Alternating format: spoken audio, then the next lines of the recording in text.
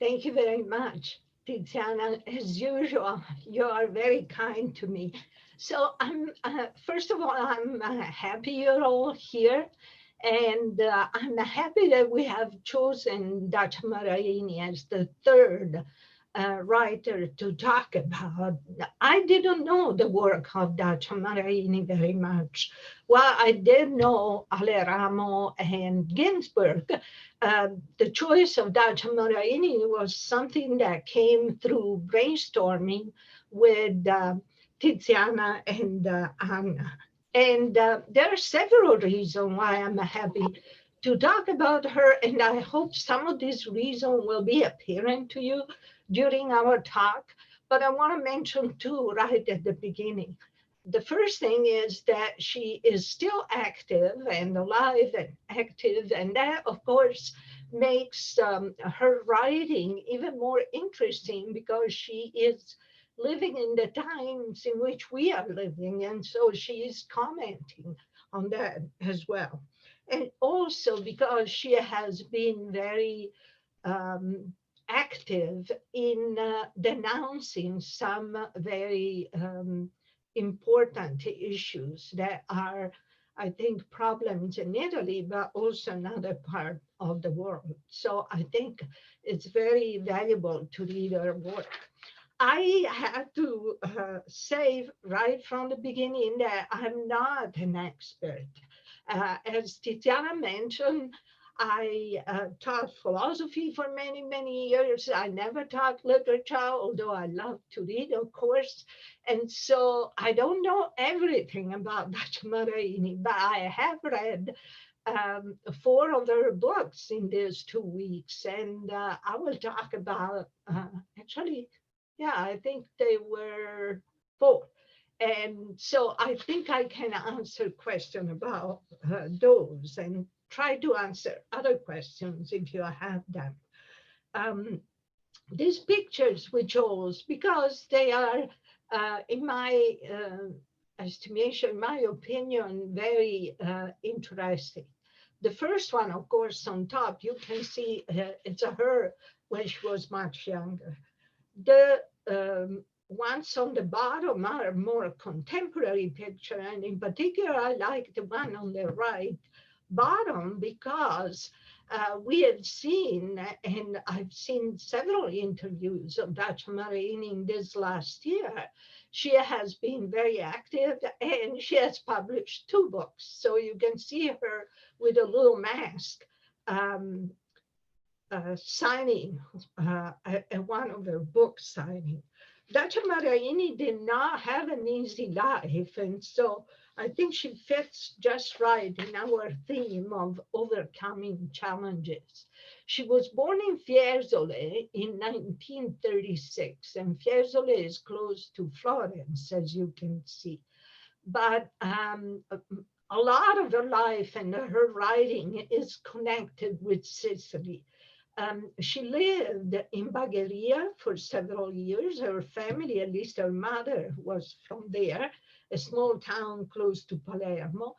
And I will talk about one of her last books. She published two books this year, and the penultimate, called Trio, is a book in which there are two women writing to each other, and from Palermo to Messina. And so that's why I wanted to have that city there for you.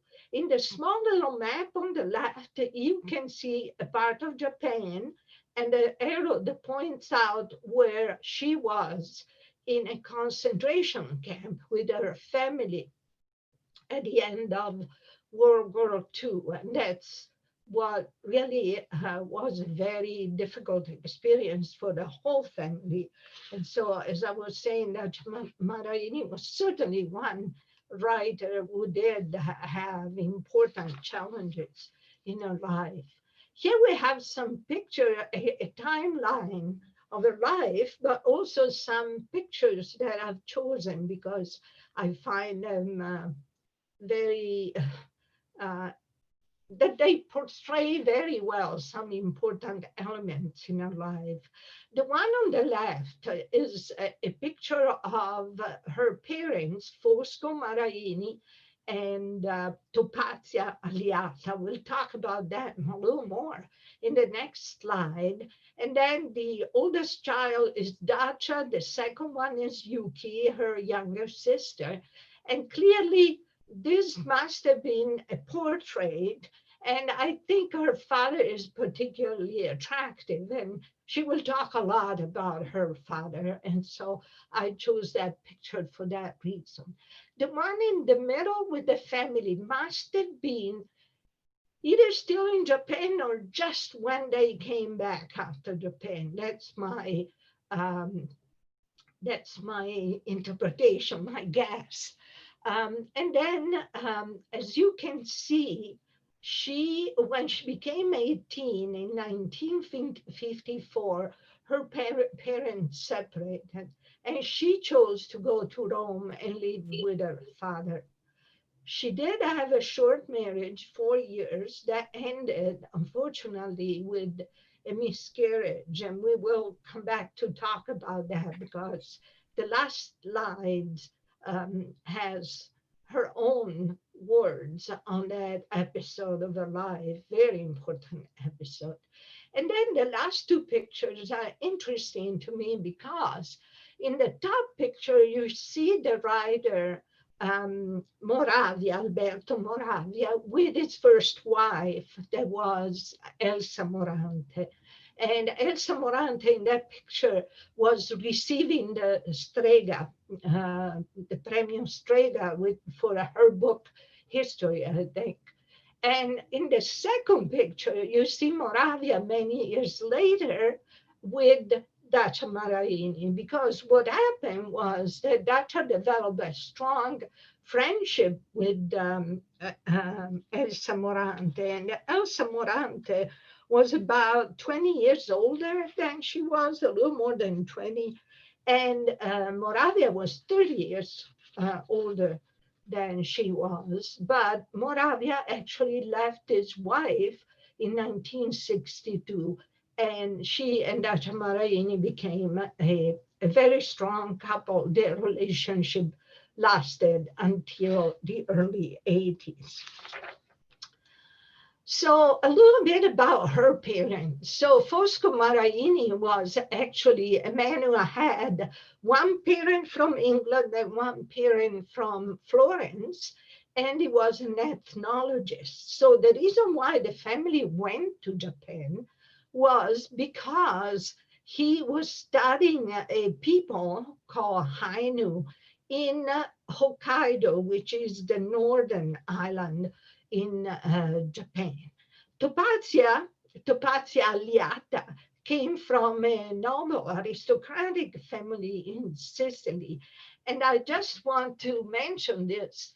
When I saw that she was from Aliata di Salaparuta, I was really taken, because in my youth, so we're talking about 50, 60 years ago, the only besides for Marsala, the only Sicilian wine that was famous in northern Italy was Corvo di Salaparuta, and that was exactly, it was both a white and a dark red wine, which is still produced, but it was Dacia Maraini, great-grandfather, I think, who started that particular wine. So I thought, I know many of you participate in event on Italian wines, and so I wanted to mention that.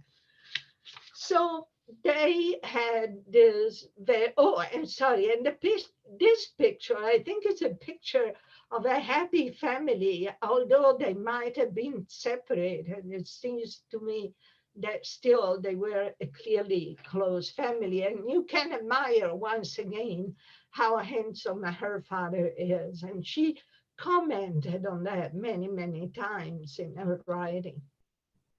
So I want to talk a little bit about the experience in the concentration camp. So it wasn't a camp like the German one, in the sense that They were not exterminated.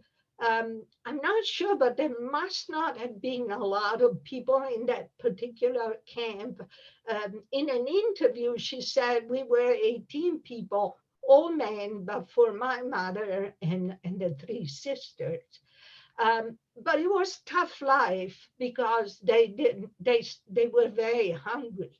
They did not have enough food, and the food they were given was only rice and daikon, who you might know as a sort of a Japanese root. And she hated it, she said, but she ate it because it was the only thing they had. And after 1 year, they had a lot of parasites, they had a lot of illness. The picture in the background is a picture of Tubazia and the three children. Again, I think this must have been either at the end of their prison term in the staying in the concentration camp, or right after they came out of it, because her youngest sister was born in 1941, and they were able to come back in 46. So you can sort of figure out the ages there. Fosco's desperate gesture is striking act that the father did. They were so hungry. This is again from an interview that Dacia Maraini left. She said they were so desperate and so hungry that her father did something that the samurai do, and that is to cut off one of his fingers to express his despair for not being able to feed his three girls. And apparently that actually was very powerful also for the people who kept them prisoners, because they gave the family a little goat that helped them to have a better, let's say, diet and survive better. Okay. Dacia Maraini had an incredibly fruitful and active career. She wrote a lot. You can see from when she was very young, she started contributing to journals. In these slides, I have indicated sometime with the T when a work has been translated, but one of the last slides will give you some bibliographical reference so that you can actually have access to translations of her work. I listed here some of her activity too. She founded what is called Teatro del Porcospino. There was a theater that only performed works by Italian writers. And later on, that was in the 60s, and later on in 73, Il Teatro della Maddalena, where only works by women, a director, playwright, were performed. She wrote a lot of plays, which are still performed, and that are, I believe, translated and available to read. She also wrote some stories like Memoria di una ladra that led to a movie, a very famous movie with Monica Vitti. Donna in Guerra also, I think, was led to a movie. I put in red the books that I'm going to talk about, and I was wrong before. I will talk about 5 and not merely 4. And the last thing that I want to read to you is a comment she made during an interview. She was interviewed by a student at the American University in Rome, and the student was asking, what's the difference for you in writing a novel or writing a play? And she said, writing a novel is writing about the mystery of the passing of time. It is like drawing a horizontal line, similar to a river. Theater, on the other hand, is very vertical, like a line that goes from the bottom of a well to the sky. It is something that freezes time. So I thought you might like to hear what she said, since she was so prolific on both sides. Now, I will start talking about the books that I want to talk about with you and that I enjoy reading so much. And the first one I will talk about is Bagheria. Bagheria comes after the second book I want to talk about, which is The Mute Duchess. But I wanted to talk about it first because I think it's a great introduction to her work.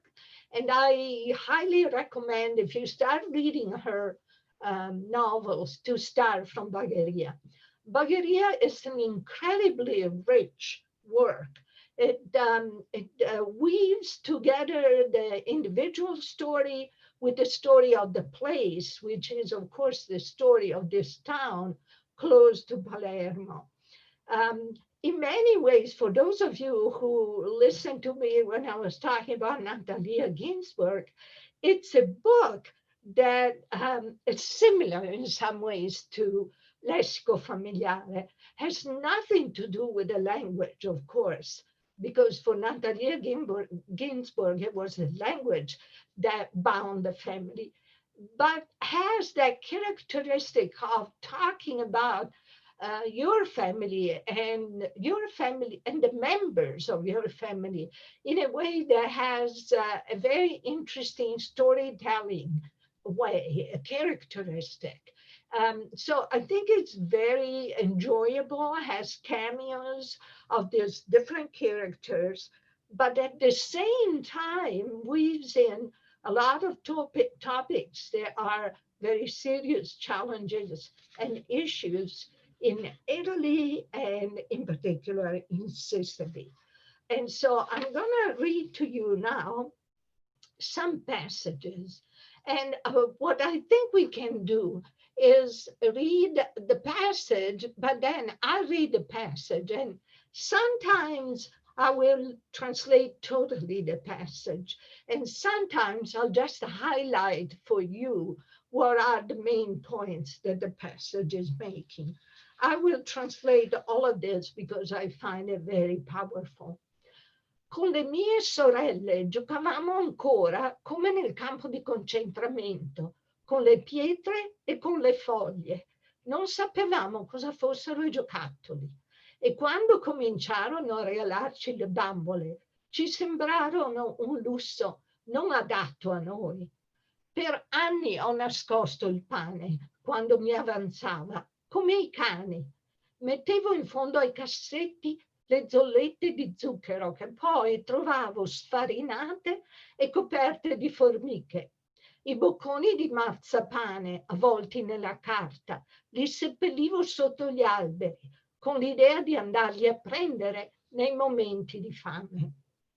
With my sisters, we still used to play as we had played in the concentration camp, with stones and leaves. We didn't know what toys were. And when someone started giving us dolls, they seemed to us a luxury not fit for us. For years, I used to hide bread when I had some left over, like dogs do. I shoved the little cubes of sugar at the bottom of drawers and then found them crumbling and covered by ants.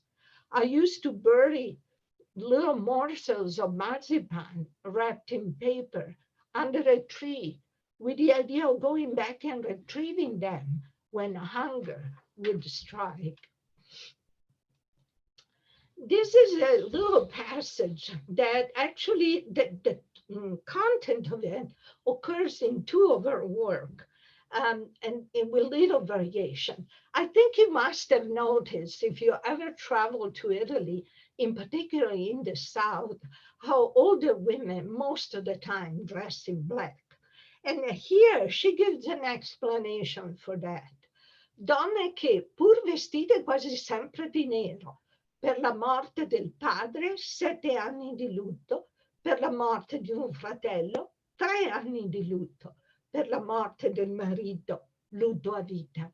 So for the death of the father, 7 years of mourning, for the death of the brother, 3 years of mourning, and for the death of the husband, mourning for life, for all your life. The next slide is a slide that I thought is a passage that is very, very important. So I'm going to read it, and then instead of giving you a translation, I will point out the points that she makes in this. In quell'occasione scoprì che la cosiddetta molestia sessuale da parte degli adulti sui bambini era una cosa comunissima, ben conosciuta a tutte o quasi le bambine, le quali spesso tacciono per il resto della vita, impaurite dalle minacce, dalle esortazioni degli uomini che le hanno portate negli angoli bui, sentendosene in colpa, sempre, alle prese una volta svelato il fatto, con madri incredule e portate ad addossare tutte le colpe alle figlie, anziché ai mariti, agli amanti, ai cugini, ai fratelli, agli amici di famiglia. I thought that what she points out here is really powerful and capture a lot of personal experiences of many, many women. How common it was, such that practically almost all girls can say, yeah, I can relate to that. How often they never say anything for fear.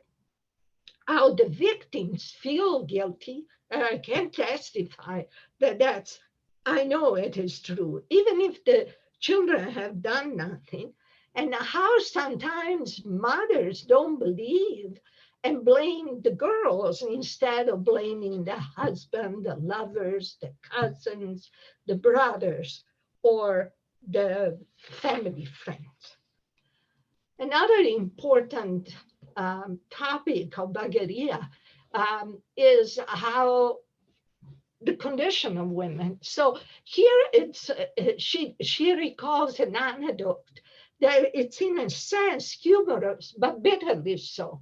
Her father was not allowed to remain in the house with the laundress, with the woman who did the laundry, who was 80 years old, because she would risk losing her reputation.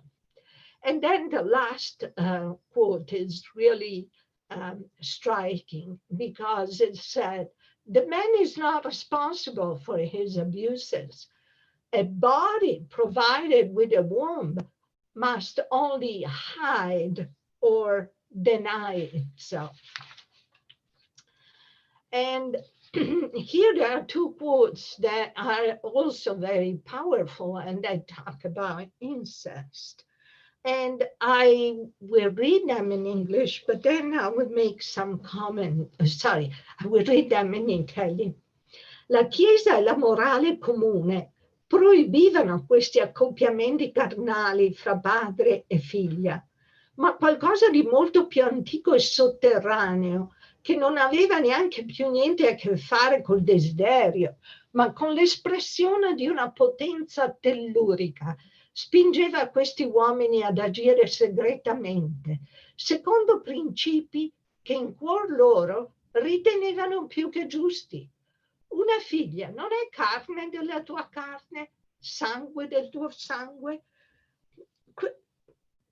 What she's saying here is, to me, very powerful. And I don't know if you read this book, but for me, this passage reminded me a lot of Toni Morrison's The Bluest Eyes.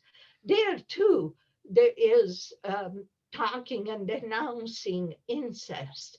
But in the way in which Toni Morrison describes it, it seems to me she also captured this idea that Maraini expresses in the second part of that quote, when he says, isn't a daughter flesh from your flesh?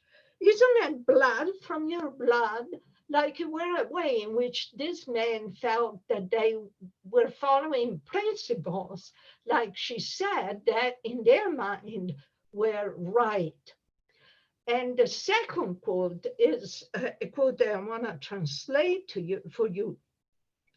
The mad arrogance of the agrarian world or of the agrarian culture undid at night what the commandments of the middle class and Catholic morals built during the day. And so she acknowledges that, as she says at the beginning, la Chiesa e la morale comune forbid this act. The church and the common ethics forbid this act. But somehow those acts were destroying this principle on the basis of um, ideas and principles that were opposite to the ones of the church and middle class, if you want, principle. One last topic that she discusses in Bagheria, and that is very striking, is of course mafia. Di mafia non si parlava mai allora. Tutti sapevano che esisteva una forza maligna capace di imporre la sua volontà col coltello e il fucile. Ma chi stringesse quel fucile e chi imbracciasse quel fucile era difficile dirlo. D'altronde, per chi lo sapeva, era meglio far finta di non averlo mai saputo. Then, she says, no one ever talked about mafia. Everyone knew an evil power existed that could force its will with a knife and a rifle. But it was difficult to say who handled that knife and that rifle. And for those who knew, it was better to pretend to never have known. The second quote is also quite interesting because she says, everybody knows that Bagheria is a mafia city, but you should not say so. In the 60s, I was sued, Dacia Maraini says, for having one of my characters say that Bagheria is mafiosa. Thus, the way to get by is, of course, silence.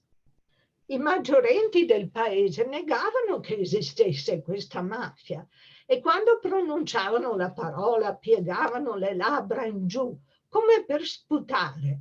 Portavano le mani all'aria e dicevano, ridacchiando, favole sunnu, roba per turisti.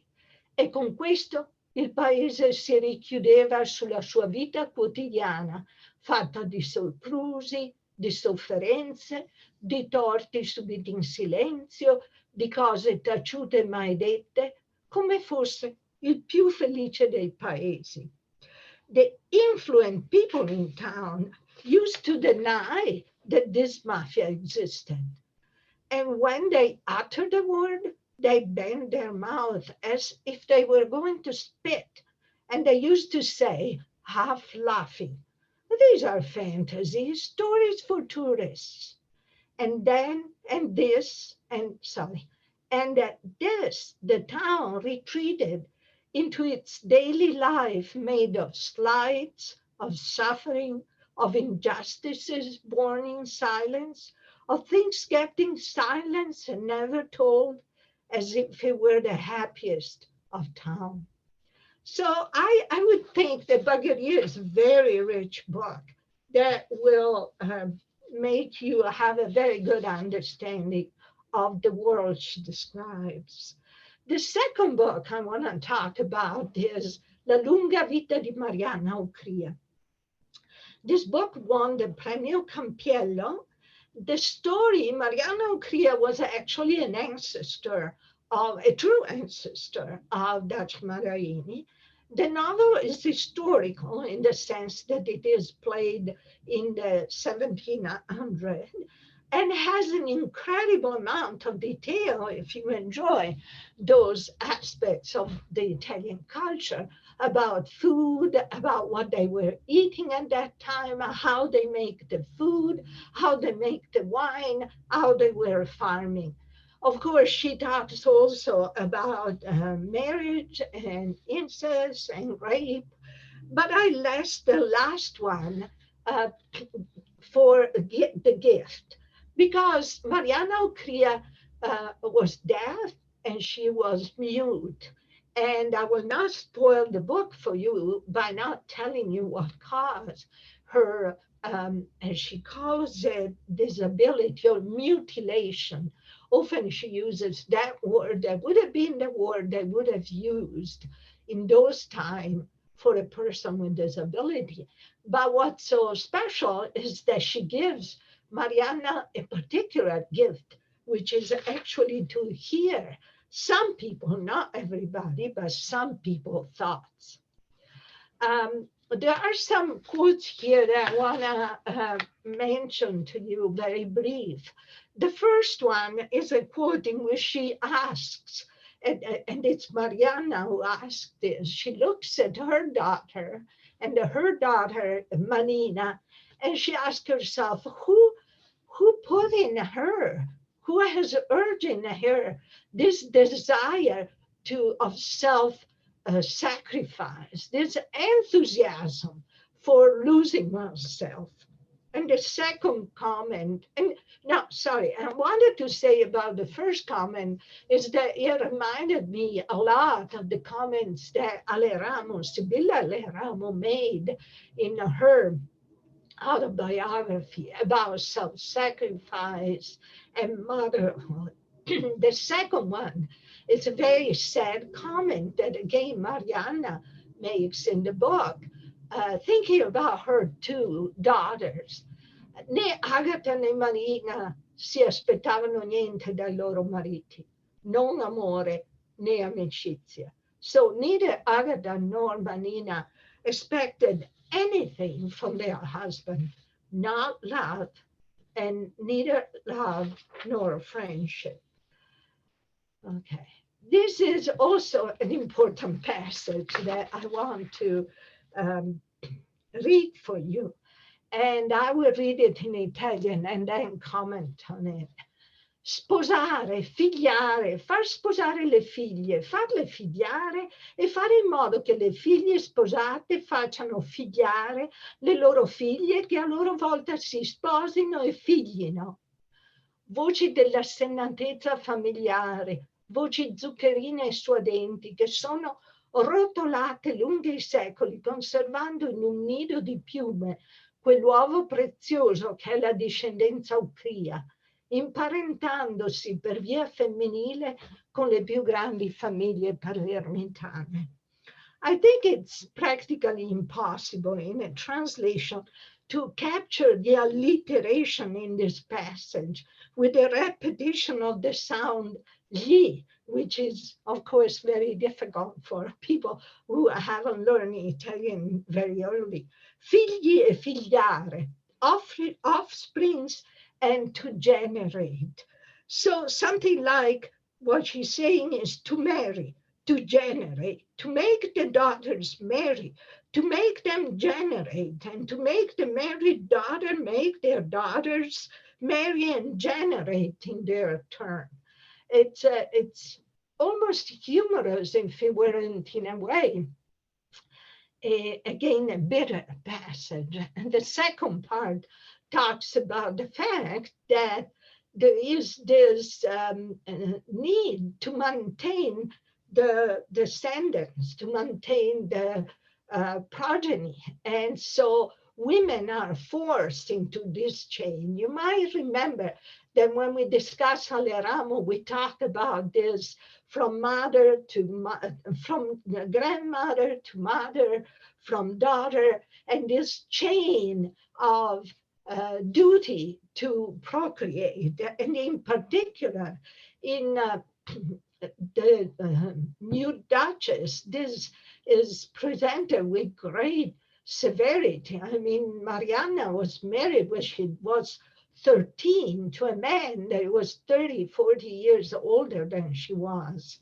And she was forced into having many, many children, and so were her daughters. The only one who could escape were those who went to the convent, and then they could study, read, write, and not have the duty of procreation. Okay, I want to now move on and talk about the last three books that I read for you. Darkness, in some ways, is a book that has a very dark topic. But I have to say, I was concerned about reading it and thinking that it would be, graphic or depressing. It's a book that has 9 little stories about violence against women and children. It's based on true crimes. It won the Premio Strega, um, but she was very good in altering the stories and putting a fictional character, this commissaria Adele Sofia, who actually brings a hope of justice, a hope of redressing to these terrible stories. It's very readable, it's accessible, it's factual, and it's once again not emotional or sentimental. Maybe the most sad element of it is really the indifference of the adult, the incapacity often of the adult of listening to what children were saying. The last two books are extraordinary because they were published this year, 2020. And so because of that, I decided to read them. They may not be translated, but I really hope they will be translated soon. And who knows, some of you they're reading in Italian in particular. If you want to try to read in Italian, I would encourage you to read this one because it's very short. It's an exchange of letters between two women who are stuck, one in Palermo, one in Messina, during a plague in the 1700s. So Dacia Maraini was doing the research uh, for this story, and she was hoping to include it in her book on Mariana Ucria, but wasn't able to do that. And one of the elements of the book is that the two women are in love with the same man. And so the big question is whether it's possible actually for women's friendship to trump romantic and sexual love. The last book I want to talk about is Il Coraggio delle Donne.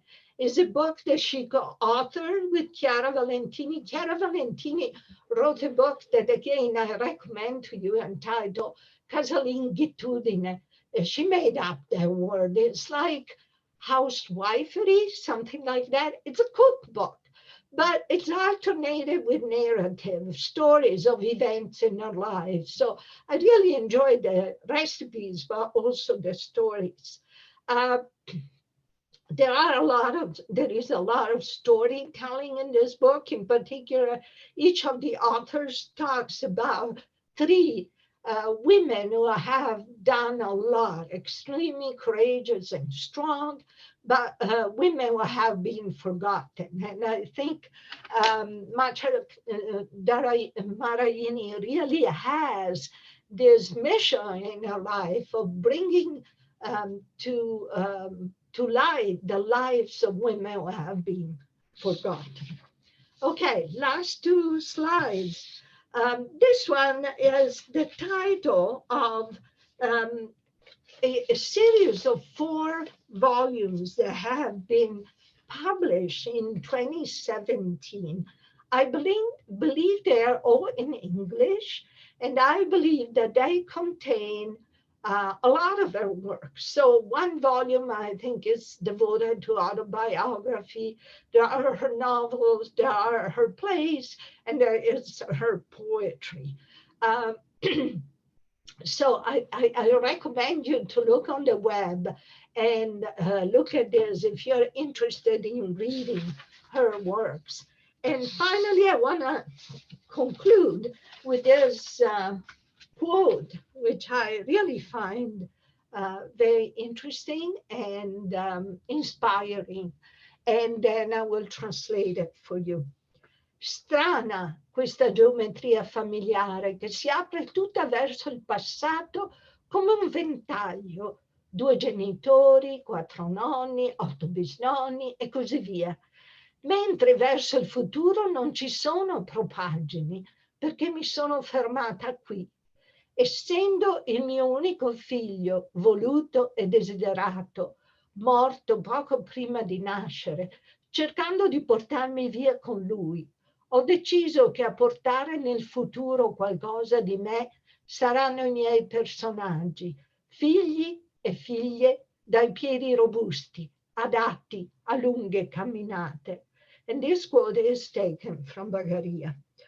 This family geometry, it's odd, as it all opens like a fan toward the past. 2 parents, 4 grandparents, 8 great-grandparents, and so on. Why there are no offshoots toward the future? Because I stopped here. Since my only son, wanted and longed for, died just before being born, almost taking me away with him, I decided that my characters, sons and daughters with strong feet, apt for long walks, will bring some of me into the future. Thank you very much for listening. And I hope you do have a lot of questions and I'll try to answer them. Grazie mille, Pieranna. Bellissima presentazione. Thank you so much, Pieranna. Stop sharing. Sorry. There we are. So please, if you have a question, feel free to unmute yourself and ask your question directly to Pieranna.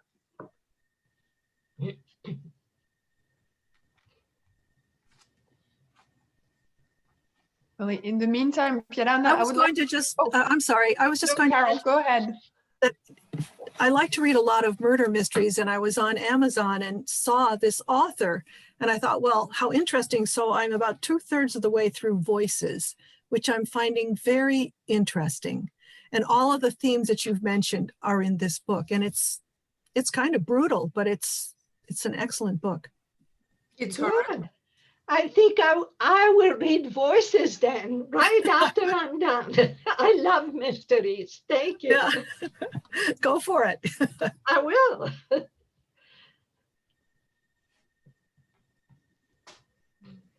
Tamara, I see that you are unmuted. Do you have a question for Pieranna, or? Well, I wanted to absolutely applaud Pieranna for such great presentation, because for me, it's the first time I joined the Circolo Letterario. I didn't know what to expect. I didn't read the book, and I thought, oh my goodness, I'm so busy with everything else. I cannot hardly possibly read another book or anything.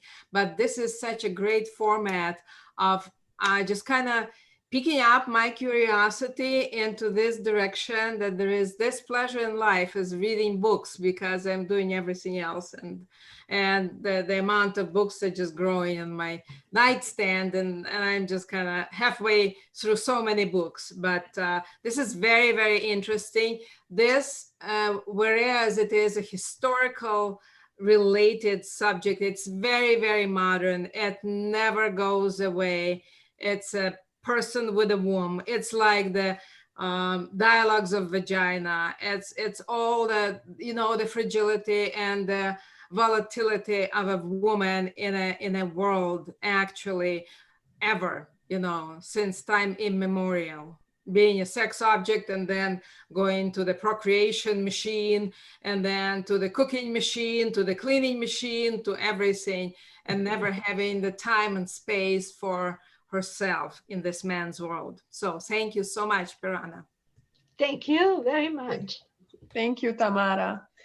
And I see that Carla has a question. Carla, would you like to unmute and ask your question? Otherwise. Hi, this is Carla. Thank you so much, Periana. I was wondering if you could say why her family spent time in the concentration camp in Japan. Oh, yes. Oh, thank you. Thank you. Thank you. It's so important to say everything, and I put my notes, but I forgot. So what happened was her father was in Japan for his studies, of course. And when they were there in 1943, Mussolini lost the government and he retreated to La Repubblica di Salò, which is in the northern part of Italy. And so because Japan was allied with Italy, the Italians who live anywhere in the country, in the world, were supposed to make an oath to La Repubblica di Salò. So what's so interesting is that her father, Fosco and Topazia, were asked independently, one from the other, to swear that they gave their allegiance to the Republic of Salò, and they denied it. So because of that, they were put in the concentration camp because they were not allied with the fascists. And they were, I think they were at, how do you say, they had to stay in the house for a while, like house arrest, but then they were actually put in the concentration camp, and that was for 2 years. Thank you so much for asking me. I forgot to mention. And Thank you very much. Thank you, Yes. Carla. Joan, go ahead.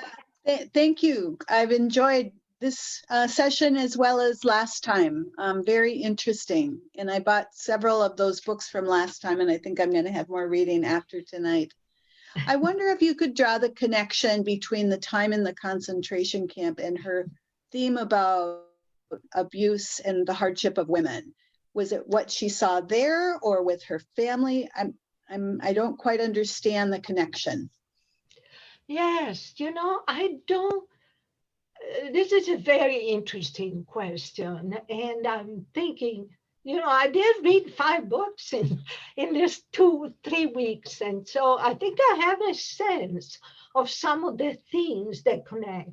I think the concentration camp experience comes out in the way in which she talks about hunger, and she says that too in many interviews, and it's really rare for a person to talk so much about, food in a way, but she does say that the collection of poetry, Mangiami Pure, that came out in 1978, is her work where she dealt so much with hunger.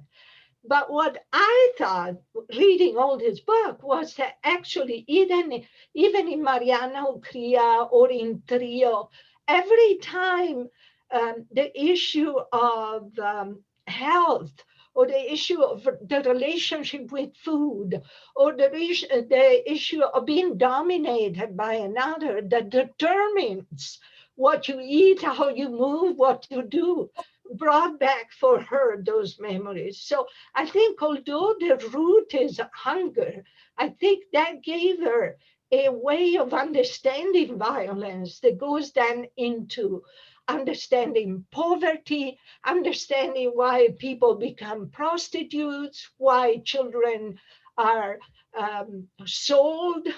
It helps you to understand both sides, the victim and also the person who actually perpetrates the crime.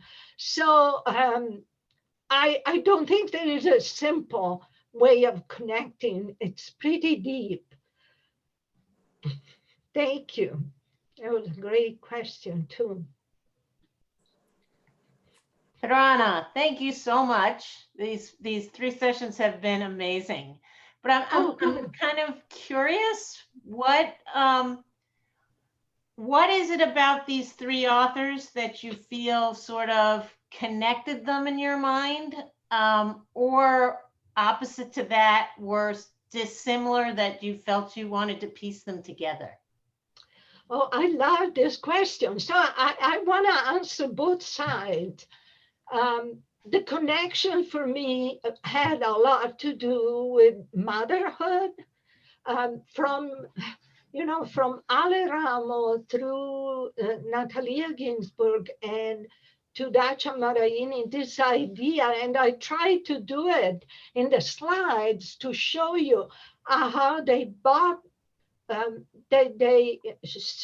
For sure, Ale Ramo and Maraini talk about motherhood and this whole image of self-abnegation and so on. So for me, this relationship, mother-daughter, and seeing and forcing the daughter to a life that you think is very painful, right? So Mariana Ucria was the victim of this violence of getting married at 13 with a man that was 30 years her older, and then seeing her daughters having to do this thing. So that the notion of motherhood connected to the notion of violence against women.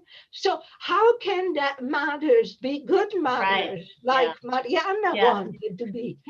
In some reality in which violence is what will prevail no matter what? How can you teach your daughter to be victims in many ways? So that was it. But the other side you said, and that I thank you for that question, was their difference, right? So reading Ale Ramo is hard because, as I mentioned before, her prose is baroque in many ways. She was a student of D'Annunzio, so her writing is very emotional. And then I wanted to give you an example of Natalia Ginsburg, where the emotion is a bay. Almost always there is this capacity to talk, even of things that are very intimate, like the death of her husband that she loved so much. With so sort of a distance. Yes, with distance and objectivity.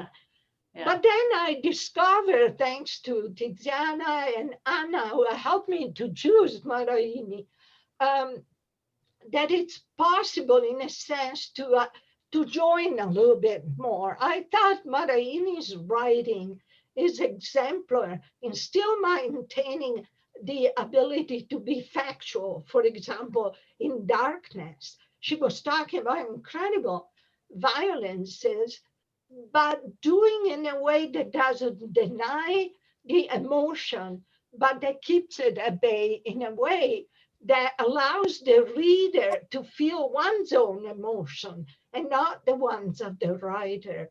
So I was happy with the choice because there were similarity, but also great difference. Thank you. Thank you. Grazie, Laura. Thank you, Laura, for the question. I see we have someone else with a question. Please go ahead. Sorry, I'm not sure how to pronounce your name. GM. Oh, me? Yes. Yeah.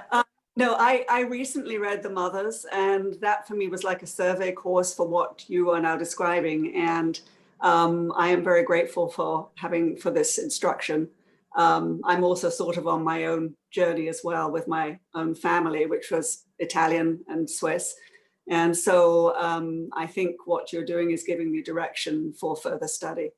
And I probably will try to read them in Italian. My Italian is not good enough, but I will try to read it first in Italian to get the feel of it.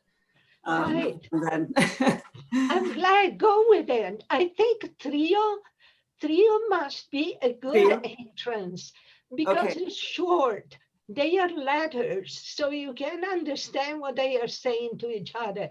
They are two good friends, and they are not too, how do I want to say, scholarly or historical.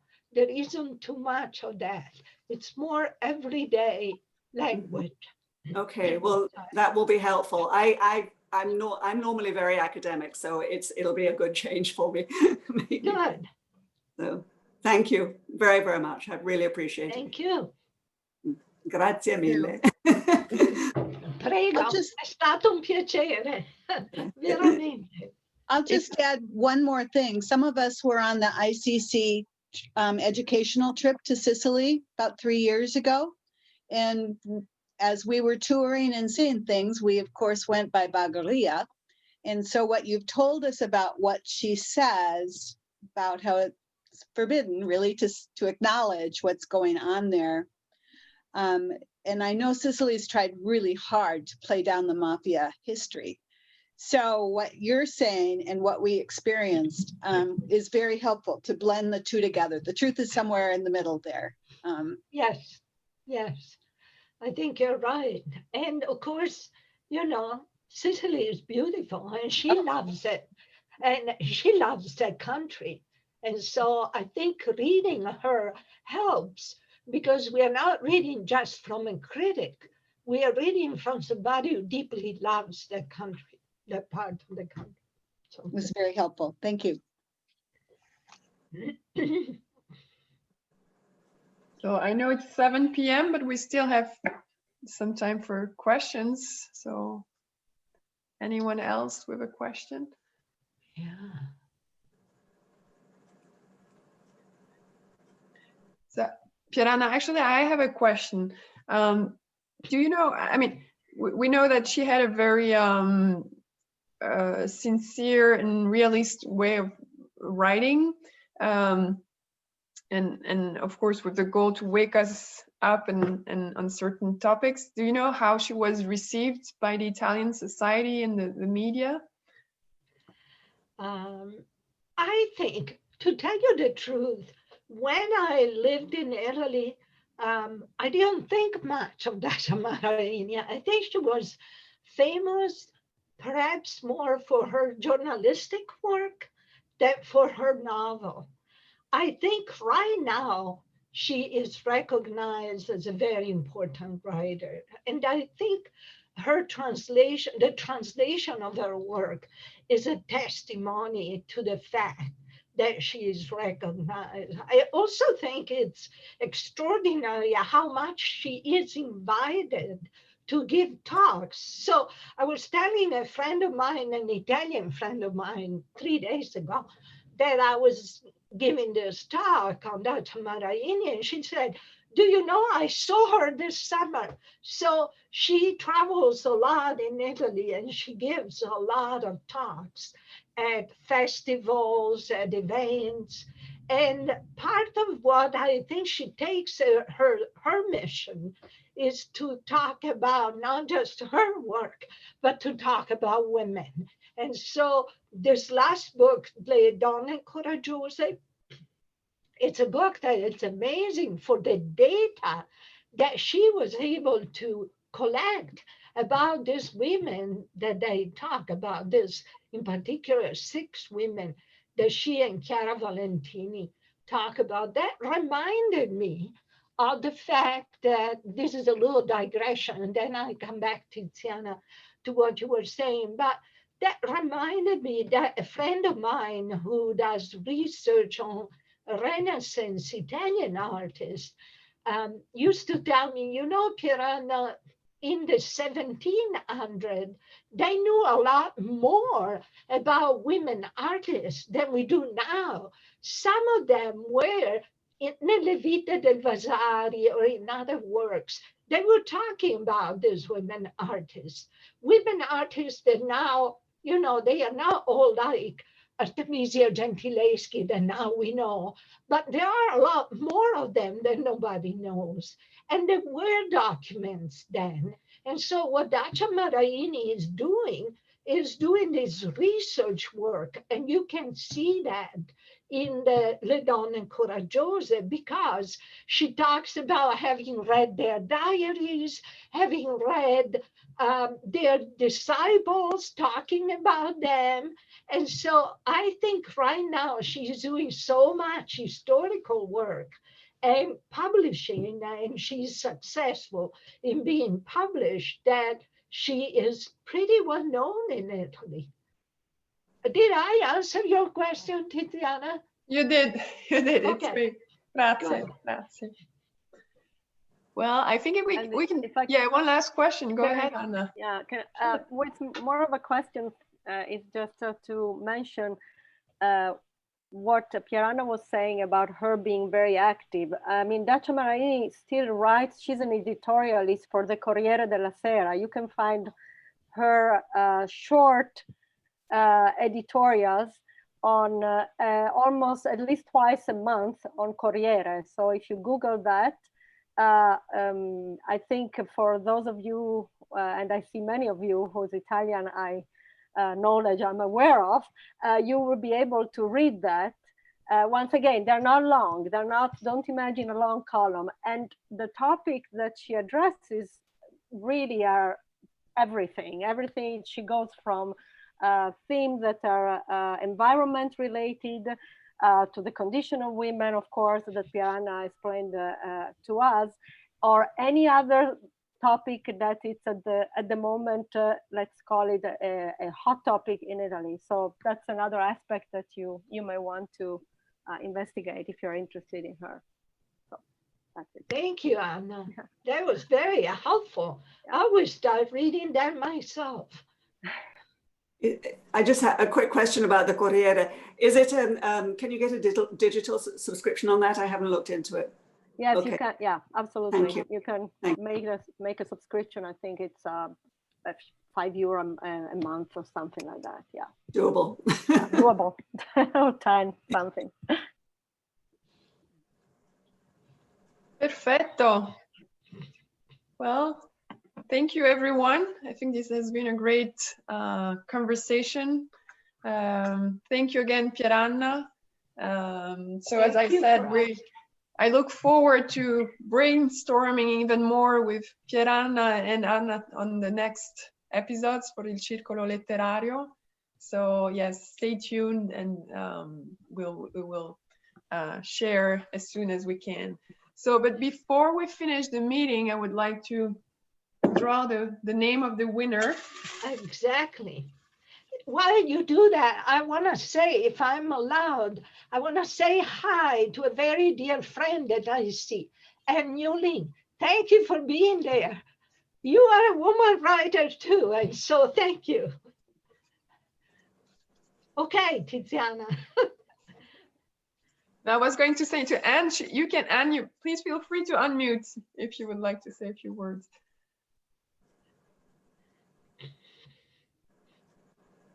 Takes me a while here. No, well, I'm just delighted to have some time to hear what Pieranna has to say. And, you know, English literature has been my focus. So I've enjoyed hearing, and I have sort of a whole new perspective on Italian women and history and the whole thing. So it's been very, very enjoyable too. Thank you. Thank you for being here with us. So, and I have the winner for the book. It's Lori Zenner. So you will get an English, a copy of Bagheria in English. Oh, grazie mille. Con grande piacere. Bene. Hope you enjoy it. I did. I look forward to it. Thank you. Good. So yes, this ends this conversation. So we hope to see you all next time. And next Monday, I would just like to mention next Monday evening, so December 7th at 6 p.m. we have the annual meeting of the Italian Cultural Center. So we'll talk about our accomplishments in 2020 and fall 2019, and talk about what's coming up for 2021. So if you can, we would love to have you join the presentation on Monday evening as well. A great evening to everyone. Buonasera a tutti. Grazie Pieranna ancora. Grazie. Grazie. Grazie. Grazie. Grazie a voi. Buonasera. Buonasera. Oh.